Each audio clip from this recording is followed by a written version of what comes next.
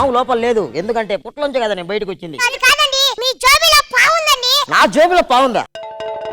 రక్త పింజిర్ రోయ్, రక్త పింజిర్ రోయ్, బుస కొట్టేస్తుంది.